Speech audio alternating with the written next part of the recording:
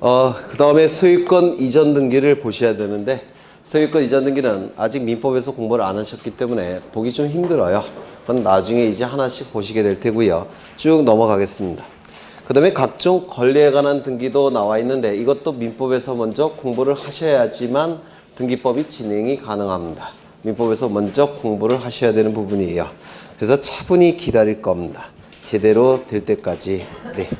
쭉 넘어가시는데, 이제 다 넘어가시고요. 이제 뭘 보셔야 되냐면 324쪽에 신탁등기라는 게 있죠. 신탁등기. 우리 등기법에서 가장 난이도가 높은 등기예요. 신탁등기. 이것도 민법에서 명의신탁을 먼저 공부하셔야지만 이 신탁등기를 이해하실 수가 있습니다. 이것도 민법에서 공부하실 때까지 조금 기다릴 거고요. 그 다음에 보셔야 될 게 이제 가등기입니다. 가등기. 이 가등기는 너무나도 중요한 등기입니다. 이거는 우리 시험에 4문제까지도 출제가 가능해요. 민법에서 2문제, 등기법에서 2문제. 적게 나올 때는 2문제 정도 나올 겁니다. 민법에서 1문제, 등기법에서 1문제. 올해 우리 시험에서도 1문제가 나왔어요. 근데 다만 좀 쉬운 지문으로 나왔습니다. 가등기는.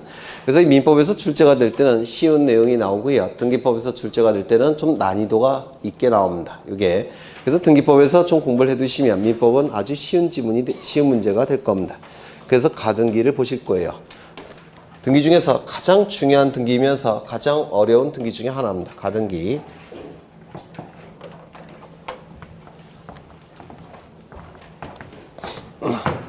여기에 이러한 부동산이 있고 소유자는 갑이에요. 소유자가 갑인데 예전에 간략하게 설명을 드린 적이 있어요. 갑이 을과 매매 계약을 체결합니다.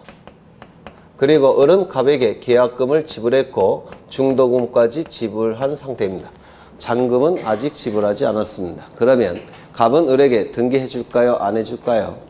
안 해줍니다. 돈을 다 안 받았으니까. 그렇죠. 따라서 등기를 갖추지 못했을 테니까 을은 소유권을 아직 취득하지 못했을 테고, 매매 계약이 체결되었기 때문에 을에게는 소유권 이전 등기 청구권이라는 채권만 발생한 상태입니다. 소유권 이전 등기 청구권이라는 채권만 가지고 있는 상태예요. 이때 갑은 병과 또다시 매매 계약을 체결합니다. 그리고 소유권 이전 등기까지 다 해준 상태입니다. 그러면 물권행위 이 안에 물권행위가 있다고 했죠. 물권행위 플러스 등기, 물권 변동. 소유권이 변동이 될 겁니다. 갑에서 병으로. 병이 현재 소유자입니다.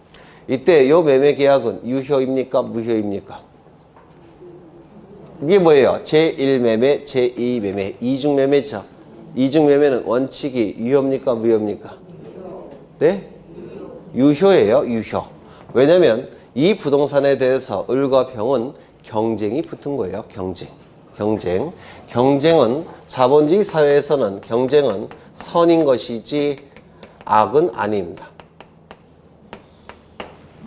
자본주의 사회에서 경쟁은 필연적이에요. 그래서 경쟁이 붙은 것에 불과하기 때문에 요 두 번째 매매는 유효한 겁니다. 원칙은 유효해요. 그런데 병에게 범죄가 성립되는 경우까지 이걸 유효화시켜서 보호할 필요는 없겠죠.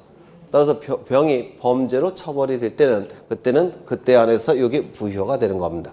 어떤 범죄가 성립될 가능성이 있냐면 배임죄라는 범죄가 성립될 가능성이 있어요. 언제 성립이 되느냐면 갑이 을과 매매 계약을 체결했다는 사실을 알고 있음에도 불구하고 자신에게 팔라고 요청했을 때, 요청이 이루어지게 되면 요 병은 갑의 배임죄의 공동전범으로 처벌받습니다. 요청을 하게 되면 형법상 배임죄에 적극 가담 행위를 한 겁니다. 따라서 배임죄로 처벌을 받게 돼요. 그때도 요 유효화시켜서 보호할 필요는 없겠죠. 그때 안에서 무효가 되는 겁니다. 즉 요청 또는 적극 가담 이러한 문구가 성립이 되면 그때는 무효가 되는 겁니다. 되셨을까요? 그렇죠. 원칙은 뭐라고요? 유효니까 등기도 유효하다면 소유권 취득할 겁니다. 그렇겠죠. 그러면 문제는 뭐냐면 이 을을 보호할 필요가 있느냐가 문제가 될 텐데 을을 보호할 필요가 있습니다. 왜냐하면 매매 계약은 누가 먼저 체결했습니까? 을이. 대금도 상당한 금액을 누가 먼저 지급했습니까? 을이 먼저 지급했죠. 따라서 을을 어느 정도 보호할 필요성이 있더라는 겁니다. 따라서 이 을의 이 등기 청구권의 순위를 보전시키기 위해서 이 등기 청구권에 대해서 임시가짜입니다. 임시로 등기할 수 있는 방법을 마련해 놨는데 이를 청구권의 순위 보전의 가등기라고 부릅니다. 청구권의 순위 보전의 가등기. 그래서 가등기는 두 가지 형태가 있어요. 가등기에는 청구권의 순위 보전의 가등기가 있고요. 순위 보전의 가등기가 있고 담보 가등기라는 것도 있습니다. 담보 가등기. 이렇게 두 가지 종류의 가등기가 있는데 순위 보전의 가등기는 우리 등기법에서 공부하시는 것이고 담보 가등기는 가등기, 담보 등에 관한 특례법이 있는데 가담법이라는 게 있어요. 가등기, 담보 등에 관한 법률, 그 법률은 민법에서 공부를 하십니다. 그러면 이거는 우리 등기법에서만 출제되고 이건 민법에서만 출제되느냐? 그건 아니에요. 두 개 다 민법에서 출제될 수 있고 두 개 다 등기법에서도 출제가 됩니다. 다만 나눠서 공부를 하는 겁니다. 나눠서. 이게 두 가지가 지금 여기서 보는 것은 순위 보전의 가등기를 보는 겁니다. 순위 보전의 가등기. 그래서 이 순위를 보전시키기 위해서 을에게 임시로 등기를 하게 되는데 이를 가등기라고 부릅니다. 이 가등기를 한 다음에 나중에 본래의 등기 하겠죠.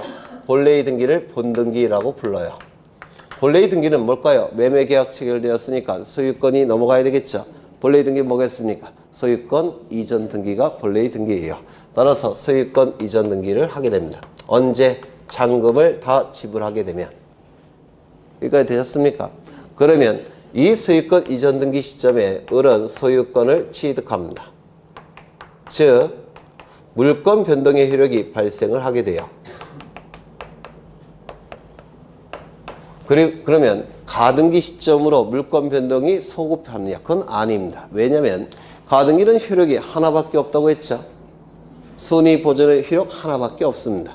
가등기에는 물권 변동의 효력이 없어요. 따라서 가등기 시점에 물권 변동의 효력이 나타날 수는 없습니다. 본등기 시점에만 물권 변동의 효력이 나타납니다. 맞습니까? 다만 가등기를 통해서 순위가 보전되어 있죠. 따라서 가등기 시점에 순위가 결정이 될 뿐입니다. 이게 민법에서 단골로 출제가 되는 거죠.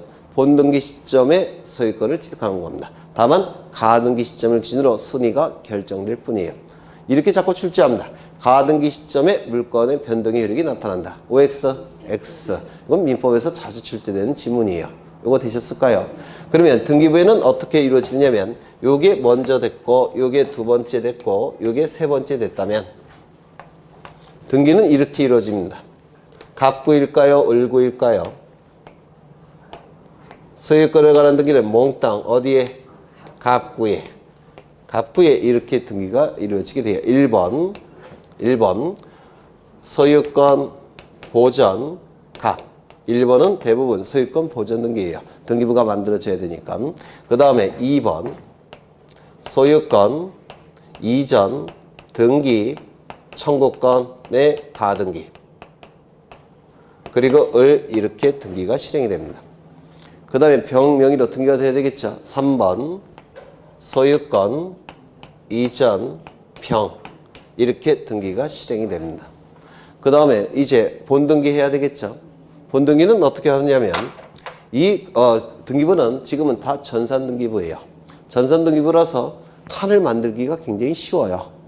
전산등기부니까. 그래서 여기를 반으로 쪼개서 칸을 새롭게 만듭니다.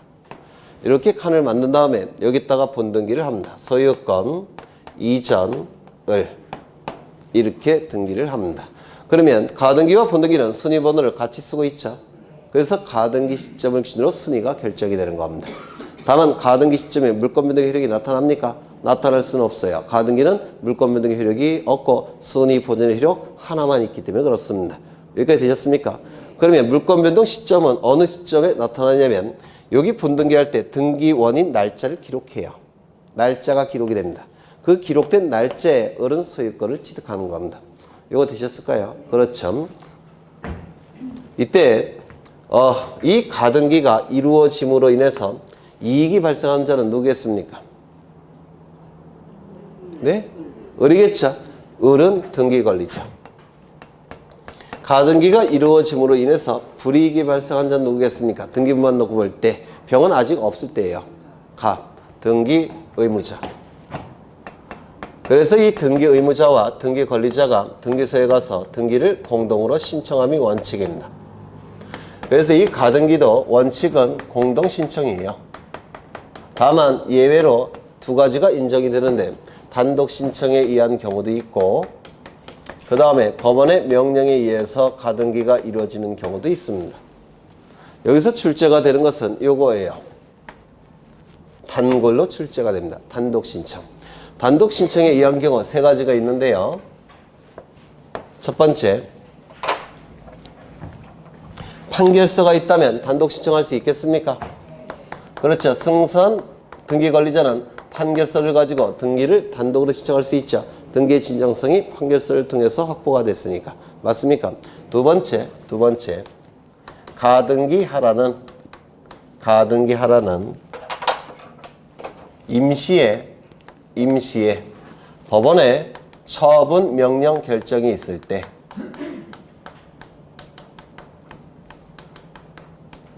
이때도 단독 신청이 가능합니다.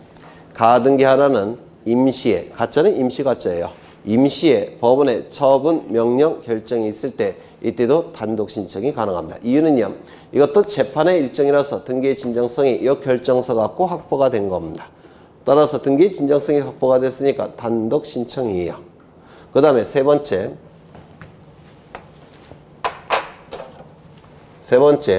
가등기 의무자 누굽니까? 네?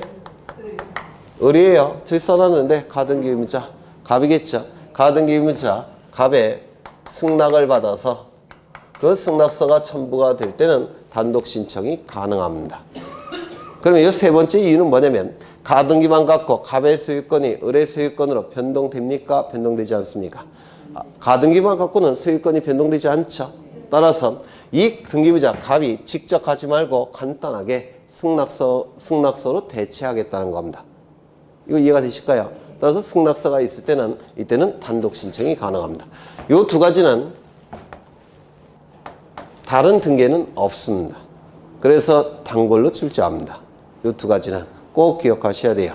가등기 가처분 명령 결정서 그리고 가등기 의무자의 승낙서가 있을 때는 단독 신청이 가능한데 이 가등기 가처분 명령 결정이라는 형태의 재판인데요. 재판에는 세 가지가 있습니다. 판결이라는 재판이 있고요. 결정이라는 재판도 있고 명령이라는 재판도 있는데 이 두 가지는 법원의 재판이에요. 그리고 이 명령이라는 재판은 법관의 재판입니다. 이 판결과 결정이 법원의 재판인데 이 판결이라는 재판은 원고와 피고 간의 법적인 분쟁이 발생했을 때 내린 법원의 판단이 판결이라고 얘기합니다. 원고와 피고가 있고요. 법적인 분쟁이 발생했을 때 이 분쟁에 대한 해결이 바로 판결이라는 거예요. 원고 피고가 반드시 있어야 됩니다. 결정이라는 재판은 원고 피고가 없습니다. 원고 피고가 없고 어떤 사람이 법원에 뭔가를 신청합니다. 이 신청에 대한 법원의 판단을 결정이라고 얘기합니다. 이것도 재판의 일종이니까 등기의 진정성이 확보됐다라고 평가합니다. 그래서 가등기는 소유권이 변동되는 등기가 아니기 때문에 요 결정 갖고 등기의 진정성이 확보됐다고 평가하니까 단독신청, 공동신청, 단독신청. 요거 이해가 되실까요? 그렇다면 지난 시간에 가처분 한 적 있습니까? 했어요. 가처분. 처분금지 가처분. 안 했다고요? 그림을 2개 그렸었는데 안 했나? 자꾸 안 했다는 생각을 들게 하죠. 왜? 다른 학원에서 다 했다고 하는데 가처분, 처분금지 가처분, 가압류 안 했어요? 그럴 리가. 여간 그럼 지금 하면 되죠. 처분금지 가처분을 줄여서 가처분이라고 부릅니다. 이 가처분은 뭐냐면 채무자가 재산을 처분하는 것을 금지시키는 임시의 법원의 처분. 다시요. 채무자가 재산을 처분하는 것을 금지시키는 임시의 법원의 처분. 이를 처분금지 가처분이라고 얘기하는데 줄여서 가처분 이렇게 얘기를 해요. 그러면 처분금지 가처분과 가등기 가처분 명령 결정은 의미가 같을까요? 다를까요? 다시 의미를 해석하죠. 가등기하라는 임시의 법원의 처분 명령. 여기는요. 처분하는 것을 채무자가 처분하는 것을 금지시키는 임시의 법원의 처분. 의미가 같습니까? 다릅니까? 다른 겁니다. 완전히 다른 거예요.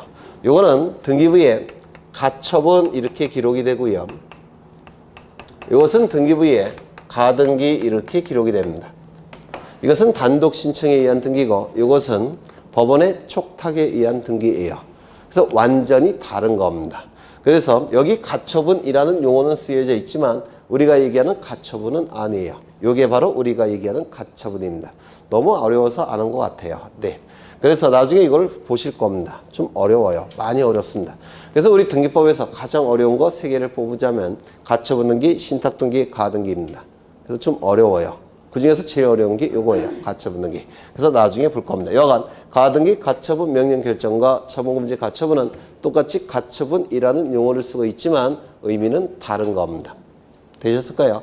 의미가 다르다 이 정도만 기억하셔도 돼요. 지금은 네. 여하간 이 두 가지는 우리 시험에 단걸로 출제가 됩니다. 단걸로 그냥 나온다 이렇게 생각하시면 돼요. 나온다.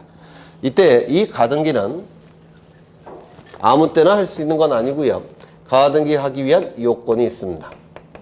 이것도 대단히 어려워요. 지금은 민법 지식이 전혀 없는 상태라서 대단히 어렵지만 그냥 들어두시고 흔적만 남기겠습니다. 아 이런 게 있겠구나. 뭐 이 정도만. 이 가등기가 이루어지기 위한 요건은 첫 번째 여기 보시면 요 을이 등기청구권이 있으니까 이 등기청구권의 순위를 보존하기 위해서 임시라는 등기가 가등기죠. 따라서 이 등기청구권의 순위 보존의 필요성이 있을 때만 가등기할 수가 있습니다. 첫 번째는 순위 보존의 필요성이 있을 것. 이게 첫 번째 요건입니다. 두 번째는 지금 이 소유권 이전 등기가 이루어지게 되면 갑의 권리가 을의 권리로 변동이 되죠. 맞습니까? 그러면 이 소유권이라는 것은 부동산 물권 맞습니까? 맞아요. 그렇다면 이 소유권 이전 등기 청구권은 을에게 부동산 물권 변동을 목적으로 한 청구권입니까? 네, 을의 부동산 물권 변동을 목적으로 한 청구권일까요? 아닐까요? 맞죠. 그래서 두 번째 요건은 부동산 물권 변동을 목적으로 하는 청구권에 대해서 가등기할 수 있습니다. 또한 임차권 변동을 목적으로 하는 청구권도 가등기할 수가 있어요. 부동산 물권 변동을 목적으로 하는 청구권. 소유권 이전 등기 청구권은 소유권 변동을 목적으로 하는 청구권이죠. 그래서 부동산 물권 변동을 목적으로 하는 청구권, 부동산 임차권 변동을 목적으로 하는 청구권만 가등기가 가능합니다. 세 번째, 가등기 한 다음에 나중에 무슨 등기할까요? 본래의 등기하죠. 따라서 본등기가 가능할 때만 가등기도 가능합니다. 이 세 가지 요건이 충족이 될 때만 가등기가 가능합니다. 암기량을 대폭 줄여주기 때문에 이거 꼭 외워두셔야 돼요. 나중에 암기량을 대폭 줄일 수가 있습니다. 먼저 세 번째부터 간단하게 말씀을 드릴 텐데요. 이해 못 되시는 게 정상이에요. 왜냐면 민법에서 하나도 안 하셨을 테니까 그냥 들어만 두셔요. 지역권 이전 등기라는 건 아예 없습니다. 이유는 지역권의 부종성 때문에 그래요. 지역권의 부종성은 민법에서 공부하실 겁니다. 지역권의 부종성, 수반성 때문에 지역권 이전 등기라는 건 아예 없어요. 지역권 설정 등기는 있지만 지역권 이전 등기라는 건 아예 없습니다. 그러면 지역권 이전 등기라는 본등기가 불가능하니까 지역권 이전의 가등기는 가능할까요? 불가능할까요? 불가능합니다. 무슨 말인지 아시겠죠? 그렇다면 공유 지분이라는 거 들어보셨습니까? 들어보셨죠? 공유 지분은 이전 등기가 가능합니다. 그렇다면 공유 지분 이전에 가등기 가능하겠습니까? 가능하겠죠. 합의 지분이라는 걸 민법에서 공부하실 거예요. 합의 지분의 이전 등기라는 건 없어요. 그러면 합의 지분 이전 등기에 가등기 가능하겠습니까? 불가능하다는 겁니다. 그래서 본등기가 가능해야지만 가등기가 가능한 겁니다. 그 구체적인 내용은 민법에서 앞으로 공부하실 거예요. 공부하시면 그때 제 설명을 이해하실 겁니다. 두 번째, 이 부동산 물권 변동을 목적으로 하는 청구권을 한 단어로 채권적 청구권이라고 부릅니다. 채권적 청구권이라고 불러요. 그럼 이 채권적 청구권의 반대는 뭐냐면 물권적 청구권이라는 게 있습니다. 그러면 채권적 청구권 혹시 들어보셨습니까? 물권적 청구권 들어보셨습니까? 그러면 물권적 청구권과 채권적 청구권의 의미는 뭡니까? 채권의 근거에서 청구하는 권리, 물권의 근거에서 청구하는 권리예요. 채권자가 갖는 권리고 물권자가 갖는 권리입니다. 여기까지 되셨을까요? 그렇죠. 그러면 우리의 가등기는 채권적 청구권에서만 가등기가 가능하고 물권적 청구권은 가등기가 허용되지 않습니다. 왜냐하면 우리 물권을 취득하는 시점은 어느 시점입니까? 이 시점에 물권을 취득하죠. 그러면 우리 물권적 청구권을 취득하는 시점도 어느 시점입니까? 본등기를 해야지만 물권적 청구권도 을에게 발생합니다. 맞습니까? 그래서 이 을에게 물권적 청구권이 발생하는 시점은 본등기 이후에 물권적 청구권이 발생합니다. 본등기 이전에는 아직 물권을 취득하지 못한 채권 상태예요. 맞습니까? 그럼 채권적 청구권은 본등기 이전에 발생하는 권리가 채권적 청구권이에요. 맞을까요? 그러면 가등기라는 것은 본등기 이후에 합니까? 본등기 이전에 하는 겁니까? 이전에. 따라서 채청 상태에서 하는 등기가 가등기예요. 물청 상태에서는 가등기가 필요가 없습니다. 불가능하고. 요거 이해가 되실까요? 그렇죠. 그 다음에 하나 더. 환매권이라는 권리 들어보신 적이 있습니까? 다시 살 수 있는 권리 들어보신 적 있나요? 아직 없습니까? 네, 지금 들어두시고 민법에서 또 들어두시면 되겠죠. 이 환매권은 청구권 자체가 아닙니다. 형성권이라고 불러요. 형성권. 따라서 이는 가등기할 수 있을까요? 없을까요? 환매권은 없습니다. 왜? 청구권 자체가 아니니까 채권적 청구권도 아니겠죠. 따라서 가등기가 불가능합니다. 이런 건 다 본시험에 출제되는 지문들이에요. 물론 앞으로 계속 반복이 될 거니까 너무 스트레스 안 받으셔도 돼요. 민법 지식이 올라가면서 등기법도 같이 올라가는 겁니다. 네. 그 다음에 이게 제일 문제가 될 텐데 이것도 그냥 들어만 두셔요. 아직 민법에서 안 했을 것 같아요. 이 순위 보전의 필요성은 우리 등기법에서 세 가지 경우에 인정을 합니다. 첫 번째, 권리의 설정, 이전, 변경, 소멸의 청구권에 대해서 순위 보전의 필요성을 인정을 합니다. 이것이 의미하는 바는 뭐냐면 권리 변동의 본등기 이전에 순위를 보전하기 위해서 임시로 하는 등기가 가등기죠. 맞나요? 권리 변동의 본등기 이전에 순위를 보전하기 위해서 임시로 하는 등기가 가등기입니다. 그러면 권리 변동의 등기 이전에 하는 거죠. 권리 변동의 등기에서만 순위 보전의 필요성이 인정이 되는 겁니다. 그러면 권리 변동의 등기가 아닌 것들은 순위 보전의 필요성이 인정될까요? 안 될까요? 안 되겠죠. 그러면 여기 분명히 이거는 권리 변동을 목적으로 하는 청구권이에요. 요게. 우리 민법에서는 권리 변동을 뭐라고 표현합니까? 변동을 발생, 변경, 소멸이라고 표현합니다. 맞습니까? 우리 민법에서는 변동을 발생, 변경, 소멸이라고 표현합니다. 그런데 우리 등기법에서는 좀 더 구체화시킵니다.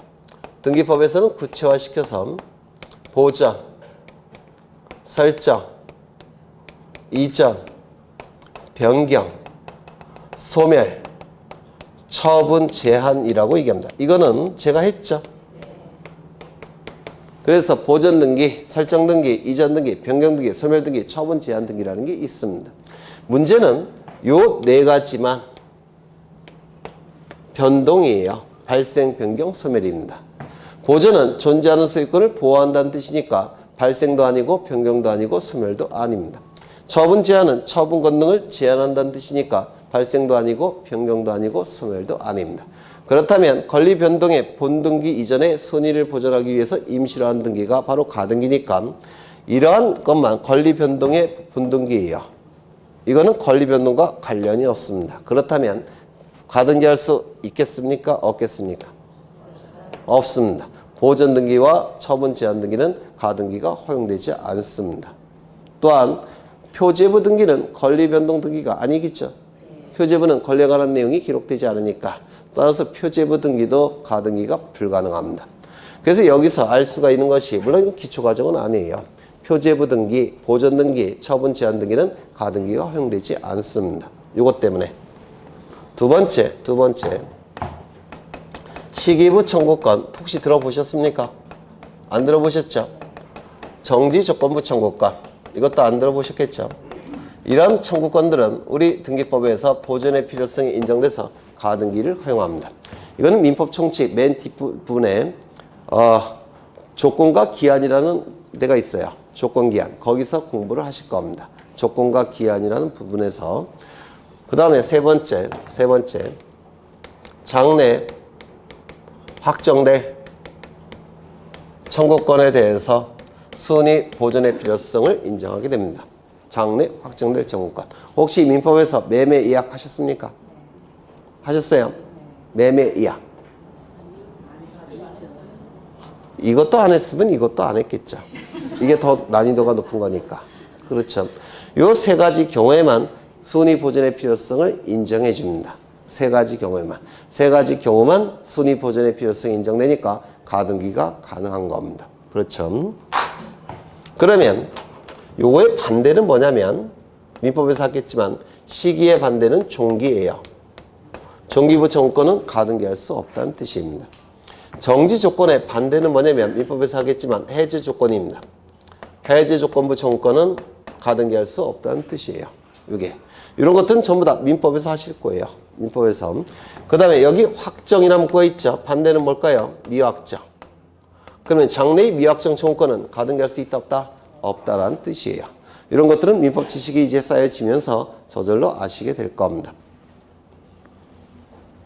지금 단계에서는 그냥 요 하얀색 요것만 익숙해지시면 될 것 같아요. 하얀색만 한번 읽어나 보죠. 익숙해져야 되니까. 첫 번째, 순위 보존의 필요성이 있을 것. 두 번째, 부동산 물권 변동, 임차권 변동을 목적으로 하는 청구권일 것. 세 번째, 본등기가 가능할 것. 다시요. 안 읽는 분들은 아슬아슬하게 붙으실 거예요. 한 70점 정도. 읽으신 분들은 85점 정도. 첫 번째, 다시요. 첫 번째, 순위 보존의 필요성이 있을 것. 두 번째, 부동산 물권 변동, 임차권 변동을 목적으로 하는 청구권일 것. 세 번째, 본등기가 가능할 것. 그렇죠. 이것도 나중에 이제 민법 지식이 쌓이시면 저절로 아시게 될 텐데 읽거나 보죠. 읽거나. 1번. 첫 번째, 권리의 설정, 이전, 변경, 소멸의 청구권. 두 번째, 시기부, 정지조건부 청구권. 세 번째, 장래 확정될 청구권. 네, 그냥 지금 그 흔적만 남깁니다. 흔적만. 그래서 가등기는 일단은 요것만 보실 겁니다. 가등기는. 그 다음에 하나 더 간단하게 보실 건데요. 338쪽에 가처분에 관한 등기 있죠. 338쪽. 맞습니까? 읽어보시면 아실 거예요. 뭐가 뭔지, 뭔 말인지. 네, 하얀 거는 글씨, 거꾸로겠네. 하얀 거는 종이, 검은 거는 글씨. 네. 한번 읽어보셔요. 나중에 다 설명을 드릴 겁니다. 이제 뭘 보실 거냐면 344쪽에 이의신청을 보십니다. 이의신청. 대략적인 것만 볼 겁니다.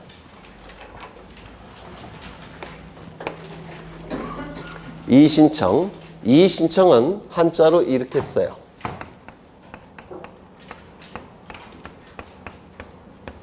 달을 이자입니다. 달을 이자. 의는 의견할 때 그 의자예요. 의견. 의견할 때 의자고요. 신청은 못 외웠어요. 공권력의 객체인 일반 국민이 공권력의 주체인 국가기관에게 뭔가 요구할 때 신청이라는 용어를 썼죠. 뭔가를 요구한다는 뜻입니다. 그러면 의미가 뭡니까? 다른 의견을 요구하는 거. 이게 이의신청이라는 겁니다. 다른 의견을 요구하는 거. 이때 갑은 등기와 관련해서 등기와 관련해서 뭔가 신청을 하더라는 겁니다.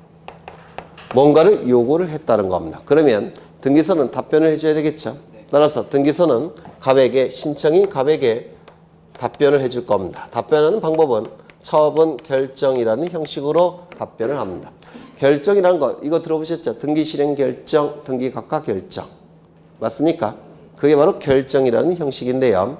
등기와 직접적으로 관련이 있는 것에 대한 답변. 이걸 결정이라는 형식입니다.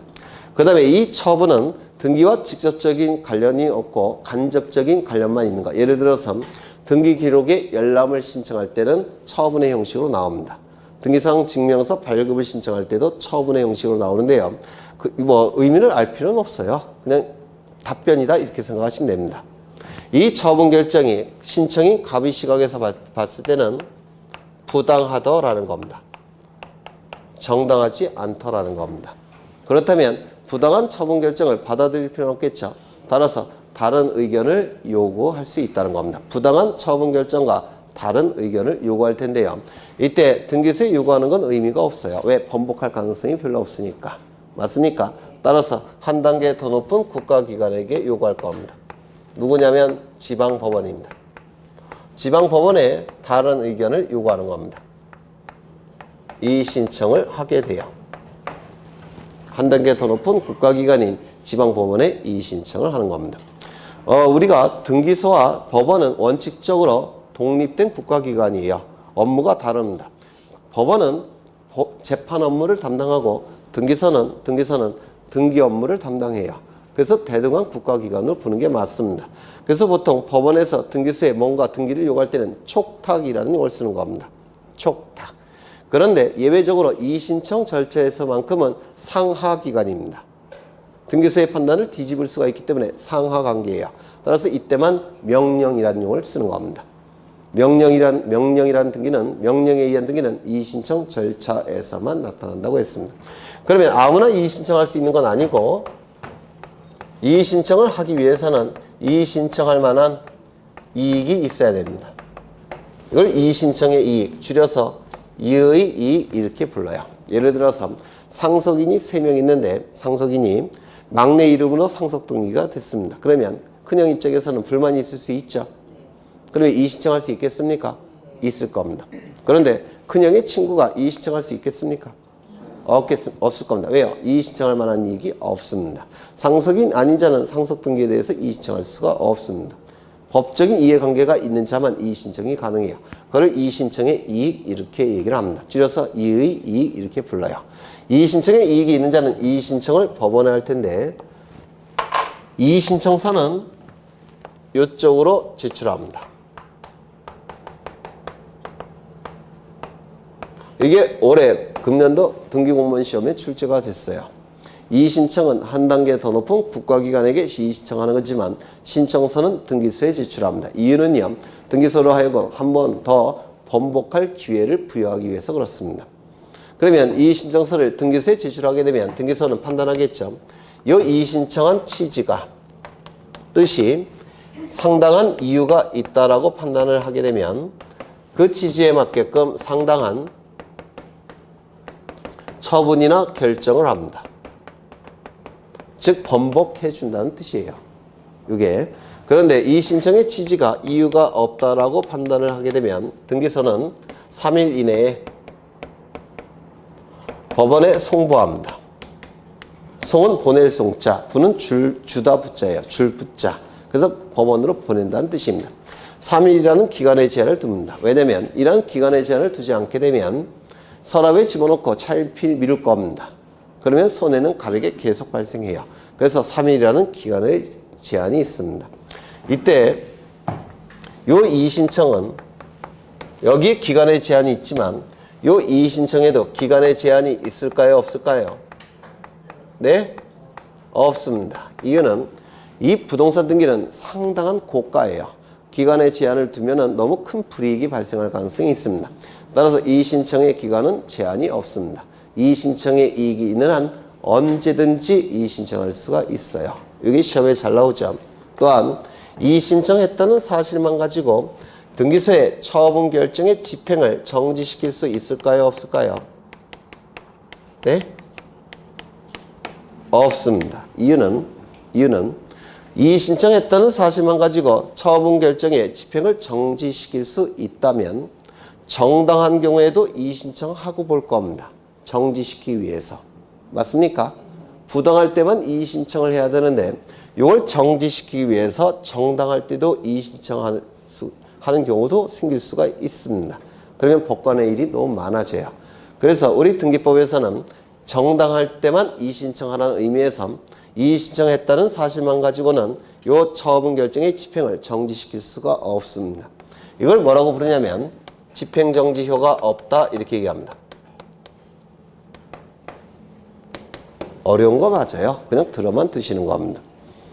그 다음에 여기 3일 이내에 송부한다고 했죠. 그러면 법원으로 갈 겁니다. 법원은 이제 판단하겠죠. 이 신청의 취지가 이유가 있다라고 판단한다면 취지에 맞게끔 상당한 처분이나 결정을 하라고 등기소에 명령을 내립니다. 이게 등기와 관련된 거라면 이게 바로 뭐가 되는 겁니까? 명령에 의한 등기가 되는 겁니다. 그래서 법원은 등기소에 명령을 통해서 등기를 할 수가 있습니다. 상하 관계이기 때문에 그렇습니다. 여기서는. 그런데 이유가 없다라고 판단을 하게 되면 기각결정이라는 걸 하게 됩니다. 이 기는 버릴 기자예요. 각은 무릎 각자입니다. 무릎 밑으로 버린다는 뜻이에요. 이와 유사한 걸 한번 공부한 적이 있죠. 뭡니까? 각하결정. 이게 거부결정이에요. 이것도. 그러면 각하결정과 기각결정은 어떤 차이가 있냐면 심리를 진행한 다음에 나오는 거부결정이 기각결정, 심리도 진행되기 전에 나오는 거부결정이 각하결정 이렇게 얘기합니다. 뭐 구별하실 필요는 없어요. 네, 뭐 시험과는 별로 관련이 없으니까. 그래서 이렇게 이의 신청 절차가 진행이 됩니다. 하나 더 기억하셔야 될 게 여기서 부당이라고 돼 있죠. 법원에서 부당성 여부를 판단할 때 시간이 이렇게 흘러갑니다. 이 시점은 처분 결정 시점입니다.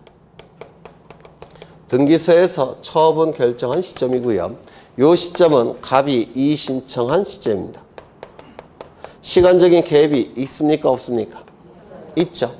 그러면 부당성 여부를 판단할 때 법원에서 부당성 여부를 판단할 때 이 시점을 기준으로 부당성 여부를 판단해야 될지 이 시점을 기준으로 부당성 여부를 판단해야 될지 이게 문제가 됩니다. 왜냐하면 시간적인 갭이 존재하기 때문에 중간에 새로운 증거나 새로운 자료가 만들어지는 경우가 있습니다. 이 시점을 기준으로 부당성 여부를 판단한다면 이러한 증거나 자료들은 부당성 여부를 판단하는 자료가 될 수 있습니까? 없습니까? 없어요. 왜? 이때는 없는 자료니까. 맞습니까? 이때를 기준으로 부당성 여부를 판단하게 되면 이 자료들은 부당성 여부를 판단하는 자료가 될 수 있을까요? 없을까요? 있습니다. 이때는 존재하는 자료니까. 맞습니까? 그래서 굉장히 큰 차이가 나타납니다. 우리 대법원은 이 시점을 기준으로 판단합니다. 따라서 그 이후에 나타난 새로운 증거나 자료는 부당성 여부를 판단하는 자료가 될 수가 없다 이렇게 얘기합니다. 요거 되셨을까요? 그렇죠. 이때 이 부당은 두 가지가 있는데 소극적 부당이라는 것도 있고 우리 시험에 아주 잘 나오는 거죠. 적극적 부당이라는 것도 있어요. 이렇게 두 가지 종류의 부당이 있는데 소극적 부당이라는 것은 등기관이 소극적으로 행동한 것을 소극적으로 행동한 것을 부당할 때 소극적 부당이라고 부르고요.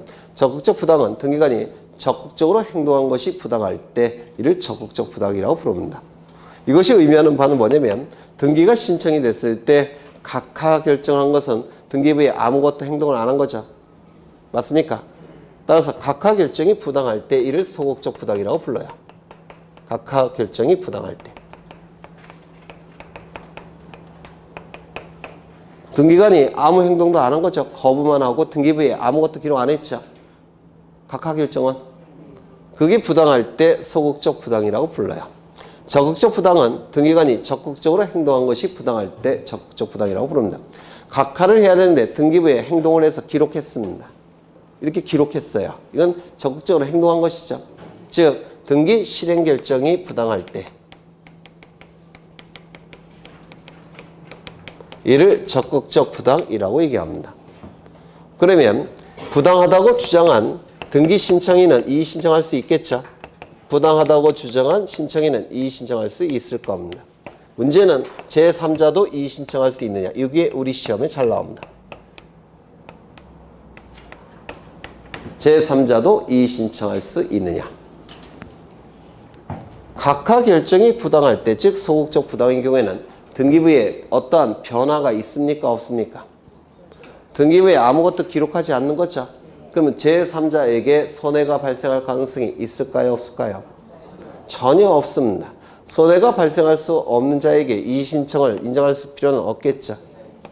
그런데 실행 결정이 부당할 때, 즉 적극적 부당일 때는 등기부에 뭔가가 기록되고 있죠. 따라서 그 뭔가가 기록되는 걸 통해서 제3자가 손해가 발생할 가능성이 있습니까? 없습니까? 있게 됩니다. 따라서 제3자는 이의 신청이 가능하게 돼요. 이게 우리 시험에 자주 나옵니다. 어려운 지문으로 나오는 겁니다. 이 정도만 보죠. 조금 더 할까?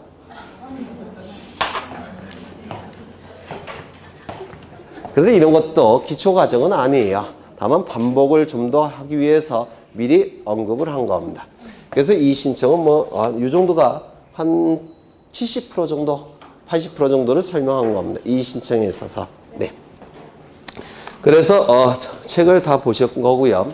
이게 처음 법을 공부하시는 분들은 이게 어려울 수밖에 없어요. 이게. 근데 이제 반복이 되면서 조금씩 쉬워지는 겁니다. 제 설명도 11월, 12월 달에 설명한 것에 덧붙여서 설명이 되는 겁니다. 조금씩 더. 그래서 이런 건 계속 반복이 될 거예요. 반복이 될 때마다 쉬워지는 겁니다. 이제 쉬워질 일만 남았어요. 그쵸? 네. 그리고 다음 시간부터는 좀 자도 좀 갖고 오시고요. 줄도 좀 치겠습니다. 지울 건 또 지워나가고. 그래서 다음에는 이제 책을 좀 보고서 줄도 좀 치고 설명을 드릴 겁니다. 그래서 오늘은 여기까지 보실 건데요. 이제 마지막 수업이죠. 31일 날 수업하시나요? 안 하시나요? 네. 이제 본격적으로 1월부터 공부를 하시게 될 텐데요. 새해 복 많이 받으시길 기원하시고요. 저는 다음 주에 뵙겠습니다. 수고하셨습니다.